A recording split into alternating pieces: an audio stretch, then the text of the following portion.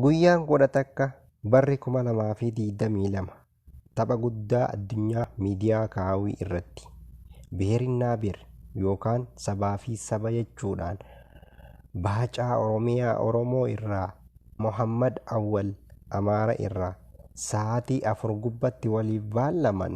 Ijoolleen Oromoo giiftaroonni xixinnaa hamma gurguddaa siimii isaanitti waa cobsachuudhaan hamma dhuma rukunnee balleessine jechuudhaan dhaaddatan. Oromoon tokko dhiiraa fi dhalaa otoo hin jedhin tokkichi otoo hin hafin namni 1,000 ol irratti argamuudhaan dirree kaawii barbadeessan. Akkuma beekamu taphni tokko dhumatee erga lammaffoo jalqabanii tapha raawwii irratti Mohammad Awwal 30,941 argachuudhaan Baacaa Oromiyaa 325,311 argachuudhaan mo'ate waancaa guddaa fudhate.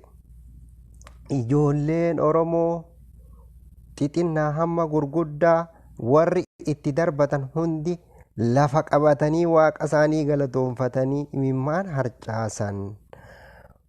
Akkuma beekamu Mohammad Awwal taraa tokko hamma lammaffaa irratti kan mo'ame onneen gubattuun taraa lammaffoof mana isaa seentee waayilloonni isaa baay'ee rifatan. Cawaata hawqaaliin Mohammad Awwalii galatoomiin Baacaa Oromiyaati.